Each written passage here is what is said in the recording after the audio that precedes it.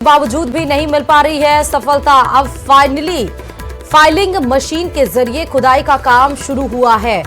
तो 30 घंटे बीत चुके हैं। सोमवार दोपहर 3:30 बजे की यह घटना है जब बोरवेल में 5 साल का मासूम आर्यन गिर गया था। 4:30 बजे जेसीबी मशीन खुदाई करनी शुरू कर दी थी और 7 बजे एलएनटी मशीन आ गई थी। यानी सोमवार को 4:30 बजे से ही खुदाई का जो प्रोसेस है वो शुरू हो चुका था। 30 घंटे बीत चुके हैं कल का पूरा दिन, लेकिन 147 फीट गहरे बोरवेल में गिरे मासूम आर्यन को अभी बाहर नहीं निकाला जा सका है। तमाम प्रयास किए जा रहे हैं लेकिन अभी तक मासूम वहीं फंसा हुआ है। ज्यादा जानकारी के साथ संवाददाता आशीष हमारे साथ जुड़ चुके हैं। आशीष, 40 घंटे से बीत चुके, 30 से 40 घंटा, अभी क्या अपडेट है आर्यन को लेकर?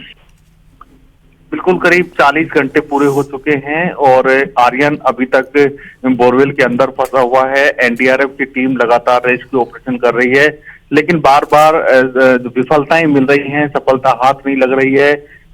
कल जिस तरह शाम के समय एक बार जो बच्चा था आर्यन, उसके एक हुक लगा दिया गया था और उसे बाहर निकालने की कोशिश की गई थी, लेकिन वो करीब 1 घंटे की मशक्कत के बाद वो हुक से हट गया और वो आर्यन निकल नहीं पाया। ऐसे में जो एक अच्छी सफलता एनडीआरएफ को मिलने वाली थी वो भी विफलता में तब्दील हो गई। अब उसके बाद में क्योंकि बार बार प्रयास किए जा रहे हैं, लेकिन एनडीआरएफ की जो टीम है वो अभी हार नहीं मान रही है और लगातार कोशिश कर रही है। अब एक नई तकनीक की मशीन को बुलाया गया है जिसका नाम फाइलिंग मशीन है, जो काफी तेज गति से खुदाई का काम करती है। ऐसे में जो पूर्व में जो बड़ा गड्ढा खोदा जा रहा था उस काम को थोड़ी देर के लिए रोका गया है। कल शाम से ही उस काम को रोक दिया गया है।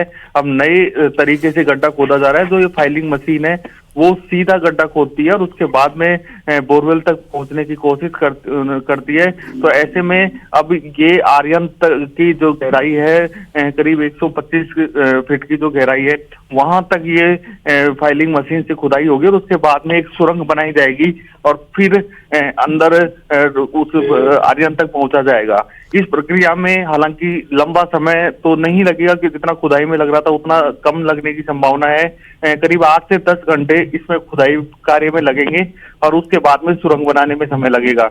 यानी आज दिन भर का पूरा जो कार्य है वो इस मशीन से किया जाएगा और इधर एनडीआरएफ की जो टीम है वो अपने संसाधनों के माध्यम से बोरवेल से सीधे ही इस आर्यन को निकालने का प्रयास भी कर रही है। आशीष, आर्यन अंदर कैसा है, मूवमेंट कर रहा है, कुछ खा पाया है, कुछ अपडेट इसको लेकर? बिल्कुल, कल की रात थी, करीब 2:30 बजे अंतिम मूवमेंट हुआ था। कल दिन भर बिल्कुल भी मूवमेंट देखने को नहीं मिला। आज जो रात बीती है रात को भी बिल्कुल मूवमेंट नहीं देखने को मिला। यानी करीब 30 घंटे से आर्यन में कोई मूवमेंट नजर नहीं आ रहा है। हो सकता है कि आर्यन अनकॉन्शियस हो, लेकिन जो बॉडी में जो पहले शुरुआती दौर में जो मूवमेंट नजर आ रहा था, हाथ हिलाए जा रहे थे, वो अब मूवमेंट नजर नहीं आ रहा है क्योंकि लंबा समय हो गया है। ऐसे में संभवतः जो आर्यन है वो अनकॉन्शियस है और कोई भी कारण हो सकता है, लेकिन जब तक उसको बोरवेल से बाहर नहीं निकाला जाएगा तब तक उसकी स्वास्थ्य के बारे में कह पाना बहुत जल्दबाजी होगा। लेकिन वर्तमान में ये कहा जा सकता है कि उसको मूवमेंट नजर नहीं आ रहा है क्योंकि सीसीटीवी में जो कैमरे हैं उसमें गतिविधि नजर नहीं आ रही है। लेकिन ये कहा जा सकता है कि हो सकता है कि जो आर्यन है वो अनकॉन्शियस हो और अंदर फंसा हो। जी, लेकिन अनकॉन्शियस भी है तो ये भी बहुत गंभीर सिचुएशन है। एक चीज बताइए आशीष, जो फाइलिंग मशीन के जरिए खुदाई अब शुरू हुई है, ये सोमवार को क्यों नहीं शुरू हुई? क्या इसका अंदाजा नहीं लग पाया कि 147 फीट अगर वो जाकर फंस गया है तो आप जेसीबी और एलएनटी मशीन से आपको ज्यादा समय लग पाएगा? ये प्रोसेस अगर पहले करते तो शायद आर्यन बाहर आ जाता। बिल्कुल, क्योंकि अब तक जितने भी बोरवेल हादसे राजस्थान में हुए हैं उसमें पहली बार इस फाइलिंग मशीन का उपयोग हो रहा है। ऐसे में यह एक नई मशीन है। आमतौर पर 120, 130, 150 फीट पर भी, यहाँ दौसा में भी कई बार बच्चे गिरे थे, उन्हें भी इसी तकनीक के माध्यम से निकाला था जो एनडीआरएफ प्रयास कर रही थी। लेकिन इस बोरवेल के अंदर एक बोगी फंसी हुई है, उस बोगी के साइड में ये आर्यन फंसा हुआ है। इस कारण जो एनडीआरएफ के जो प्रयास हैं वो विफल हो रहे हैं, क्योंकि जो भी इक्विपमेंट, जो भी उपकरण नीचे भेजते हैं, वो उपकरण उस बोगी के टच हो जाते हैं और आर्यन तक नहीं पहुंच पाते हैं। इस कारण उस आर्यन को निकालने में परेशानी आ रही है और जो भी प्रयास किए जाते हैं विफल हो जाते हैं। बोगी, हम दर्शकों को बता दें कि एक ऐसा उपकरण कहा जा सकता है जो बोरवेल जब किया जाता है तब उसको मिट्टी खोदने में काम में लिया जाता है। जब इस बोरवेल की खुदाई हुई थी तो ये बोगी अंदर ही फंस गई थी, यानी अटक गई थी, और उसके बाद में ये आर्यन इसमें गिर गया, तो वो बोगी के बिल्कुल बगल में अटका हुआ है और जो एनडीआरएफ के जो उपकरण है वो वहां पर पहुंच नहीं पा रहे हैं, क्योंकि बोगी की जो लंबाई होती है वो करीब 4 से 5 फीट की होती है। ऐसे में 5 फीट ऊपर ही जो सारे उपकरण है वो अटक जाते हैं और आर्यन तक दिक्कत आ रही है। बिल्कुल आशीष, और समय भी बहुत लंबा हो चुका है। आपने कोई अपडेट लिया एनडीआरएफ की टीम से कि किस तरीके से अभी ये ऑपरेशन आगे चलना है? क्योंकि इंतजार परिजनों को भी है, इंतजार सभी लोगों को भी है। कल खुद किरोड़ी लाल मीणा भी पहुंचे थे। बिल्कुल, रात भर किरोड़ी लाल मीणा यहाँ मौजूद रहे हैं। सांसद मुरारी लाल मीणा भी आज सुबह करीब 3 बजे यहाँ मौके पर पहुंचे थे, 2 घंटे वो भी यहाँ पर रहे हैं। उन्होंने भी राहत एवं बचाव कार्य का जो पूरा जायजा लिया है। एनडीआरएफ की जो टीम है उसकी भले ही चाहे उन्हें सफलता नहीं मिल रही हो, लेकिन तारीफ करनी होगी, क्योंकि लगातार उसी रात 9 बजे से वो लगातार कंटिन्यू काम कर रहे हैं। अब तक उन्होंने, जो उनकी टीम है, उनके सभी सदस्य लगातार बिना नहाए धोए, बिना बिल्कुल वो खाना भी समय पर नहीं खा रहे हैं और पूरी तरीके से उसको कोशिश कर रहे हैं, लेकिन उनको सफलता नहीं मिल पा रही है।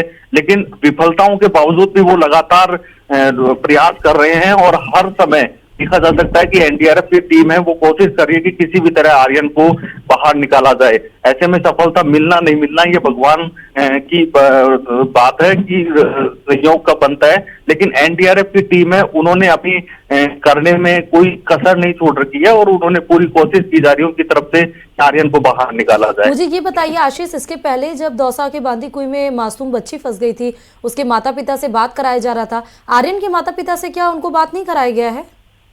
बिल्कुल, क्योंकि जो बांदीकुई का जो हादसा हुआ था, जो बच्ची फंसी थी वो 35 से 40 फीट की दूरी पर फंसी थी। ऐसे में 35 से 40 फीट तक उसकी जो परिजनों की आवाज भी पहुंच रही थी। इसकी जो गहराई है ये करीब 130 फीट से भी ज्यादा भी हो सकती है, लेकिन 125 फीट की गहराई तक उनकी आवाज भी नहीं पहुंच पा रही है।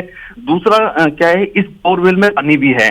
बांदीकुई वाला जो बोरवेल था उसमें पानी नहीं था और इसमें के अंदर पानी भी है। ऐसे में जो पानी का जो भाप अंदर बन रही है, ऑक्सीजन की भाप अंदर बन जाती है, इस कारण मॉइस्चर के कारण ना तो सीसीटीवी फुटेज सही तरीके से आ पा रहे हैं और ना ही कोई बात हो रही है। और क्योंकि बच्चा फंसा हुआ है, बोलने की स्थिति में नहीं था, इस कारण उनसे बात भी नहीं कराई गई है, क्योंकि वो अगर बच्चा मूवमेंट ज्यादा बोलता तब बात होती। केवल जो सीसीटीवी फुटेज थी उसमें सिर्फ इतनी सी तस्वीर कैद हुई थी कि वो हाथ हिला रहा था और कभी अपने मूवमेंट कर रहा था। मुझे ये बताइए कि रात से जो मूवमेंट नहीं देखा जा रहा है, अब उसमें क्या, उस कंडीशन में क्या कर सकते हैं आर्यन के साथ? क्योंकि आप बता रहे रात से कोई मूवमेंट नहीं, तो क्या रात से उसने कुछ भी खाया पिया नहीं है, इसका मतलब?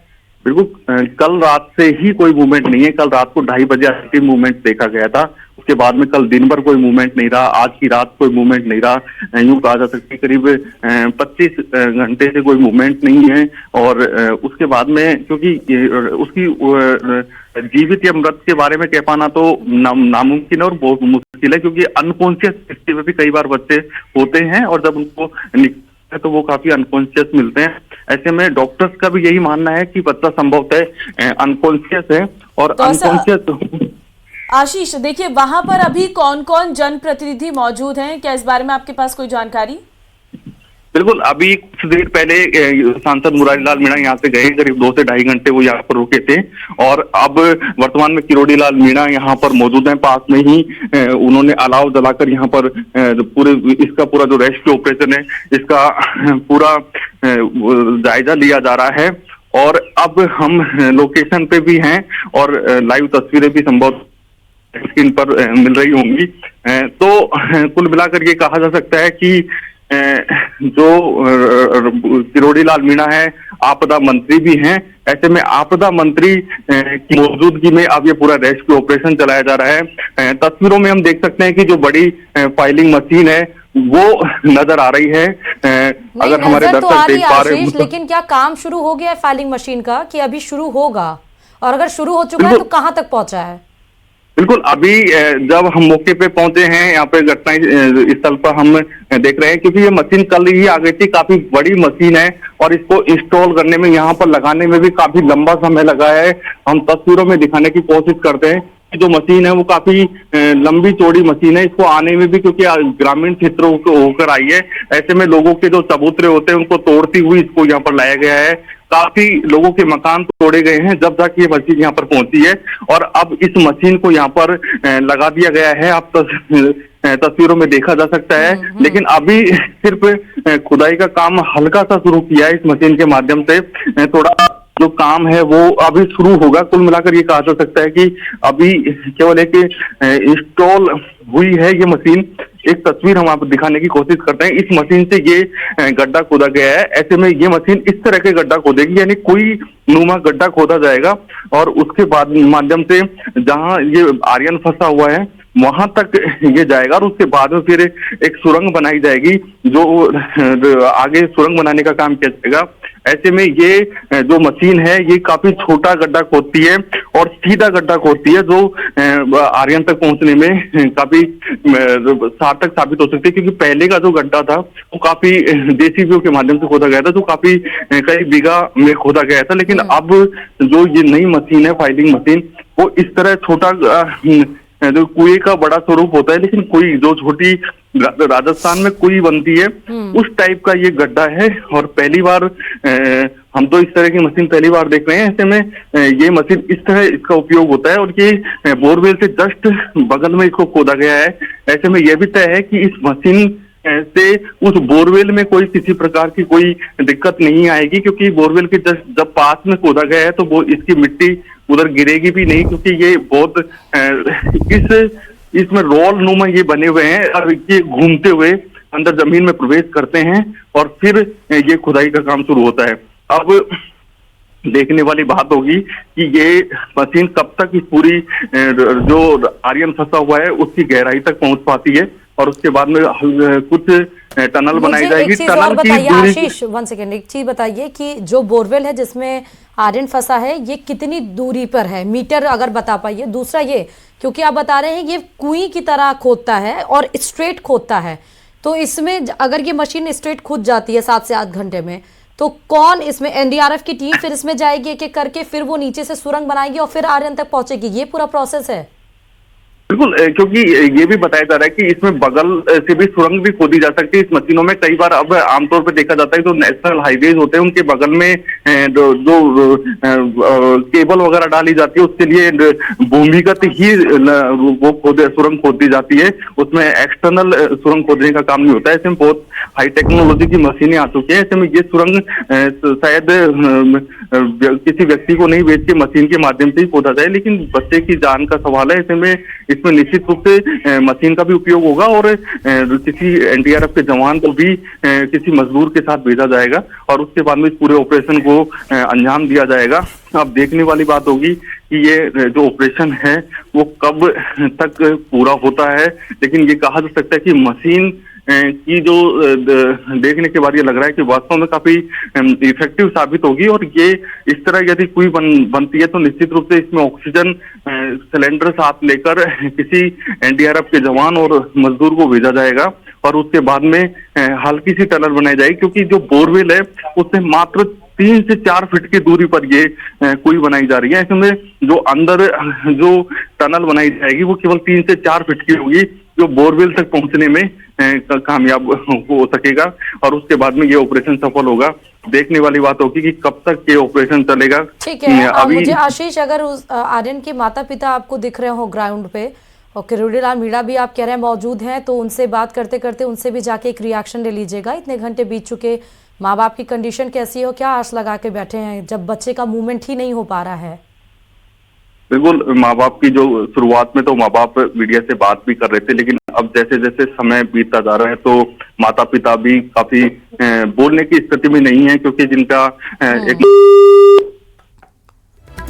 आशीष हमसे फिर से कनेक्ट करेंगे, लेकिन ये सीधे तस्वीरें आपको दौसा के कालीखार से दिखा रहे हैं ग्राउंड जीरो पर न्यूज 18 की टीम सोमवार 3:30 बजे से ही मौजूद है, जब ये घटना घटित हुई थी, जब मासूम 5 साल का आर्यन बोरवेल में गिर गया था।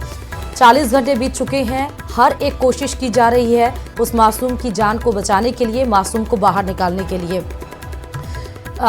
कई सारे जनप्रतिनिधि वहां पर मौजूद थे। जगमोहन मीणा हमने कल देखा ग्राउंड पर मौजूद थे। किरोड़ीलाल मीणा अभी वहां पर मौजूद है। एनडीआरएफ एसडीआरएफ की टीम वहां पर मौजूद है। डीएम देवेंद्र पूरे हालातों का जायजा लेने के लिए खुद वहां पर मौजूद थे। अब फाइलिंग मशीन जो आपको इस समय पहली तस्वीर में दिखाई पड़ रही है, ये मशीन तेजी से काम करती है, न्यू टेक्नोलॉजी है।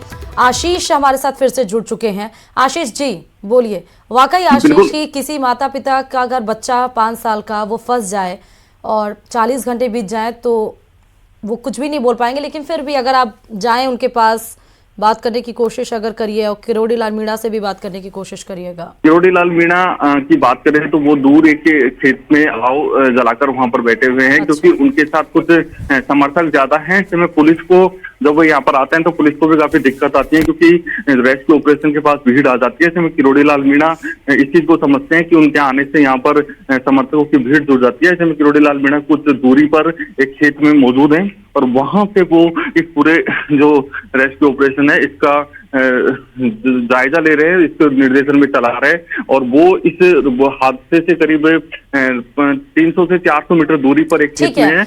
और मुझे ये बताइए आशीष, जो आप ये मशीन दिखा रहे हैं, फाइलिंग मशीन, ये जब थोड़ा ड्रिल कर चुकी है तो ये रुकी क्यों है? ये अपना काम क्यों नहीं कर रही है अभी?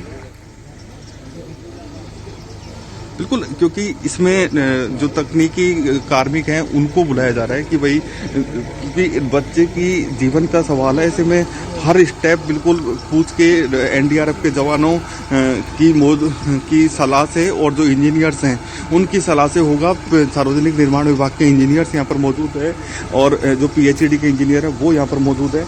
ऐसे में दोनों विभागों के इंजीनियर्स की सलाह मशूरा के बाद ही हर स्टेप उठाया जाता है।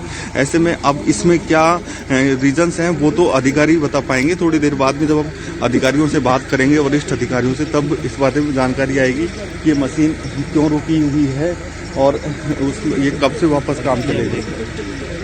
सीसीटीवी से आप देखो ये नई अपडेट ये है कि अब तक की जो सिचुएशन है वो सीसीटीवी से देख रहे हैं। ऐसे में जो अब तक फाइलिंग मशीन चली है उसका किस प्रकार का कोई मिट्टी तो नहीं रही बोरवेल में।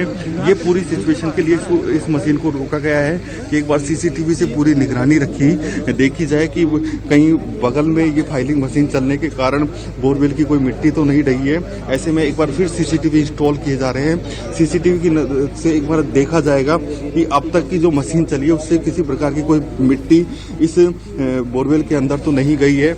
ऐसे में पहले सीसीटीवी से देखने के बाद ही आगे की प्रक्रिया अपनाई जाएगी। इसलिए अब सीसीटीवी वापस इंस्टॉल किए जा रहे हैं।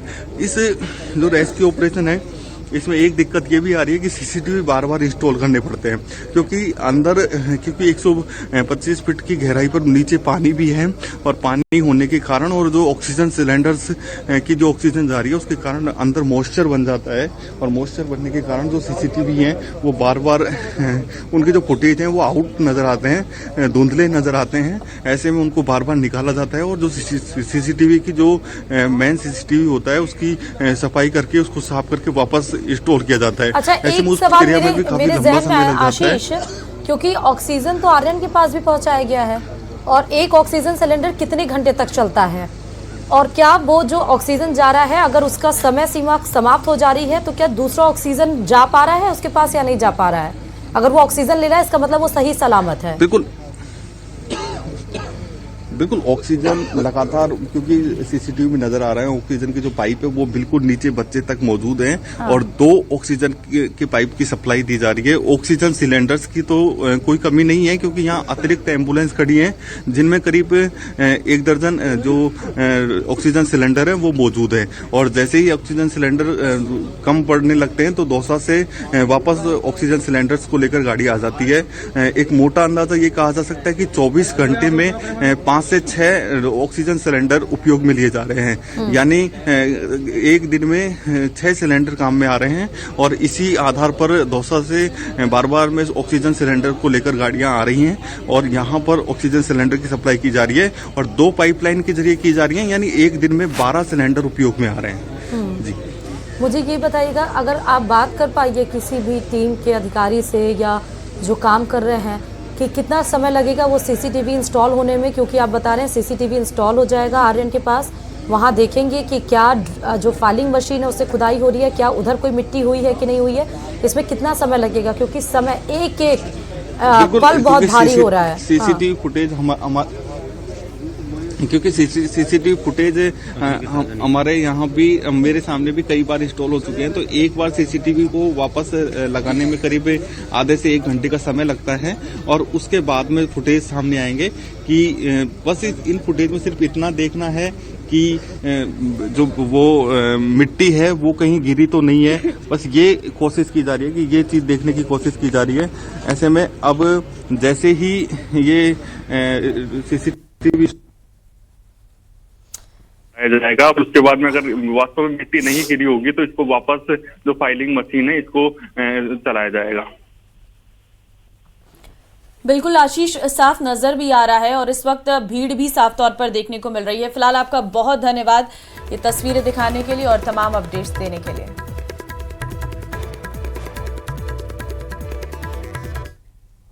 और चलिए राजधानी जयपुर से इस वक्त की बड़ी खबर बताते चले, जहां राइजिंग राजस्थान समिट का आज तीसरा दिन है और आज तीसरे और अंतिम दिन होगा एमएसएमई कॉन्क्लेव। सैकड़ों सूक्ष्म और लघु उद्यमी लेंगे कॉन्क्लेव में भाग।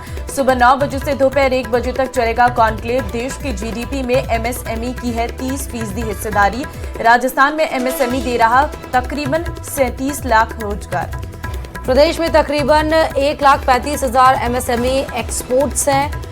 प्रदेश में लगभग 27 लाख एमएसएमई यानी देश के 4% अगर बात करें तो वो राजस्थान में ही है। तो आज कल आपने देखा जब पहले दिन 9 तारीख को शुरुआत हुई तो प्रधानमंत्री नरेंद्र मोदी उसका उद्घाटन करते हुए और आगे कार्यक्रम को बढ़ाते हुए तमाम सारे उद्योगपति वहां पर मौजूद थे। दूसरे दिन प्रवासी राजस्थान और आज एमएसएमई, तीसरे जो दिन है वो एमएसएमई कॉन्क्लेव आज होना है राइजिंग राजस्थान।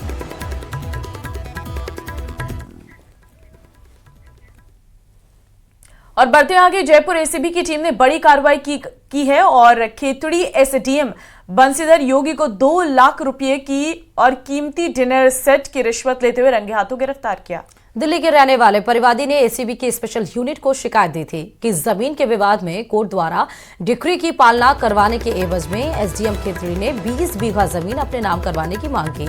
मांग पूरी न करने पर 5 लाख रिश्वत मांगकर परेशान किया जा रहा है। परिवादी से के बार-बार निवेदन करने पर एसडीएम बंसीधर योगी ने 3 लाख में सौदा तय किया। और इसी के साथ सुप्रभात राजस्थान में फिलहाल के लिए बस इतना ही। और आगे देखिए मेरे साथ 30 मिनट 50 चले। नमस्कार।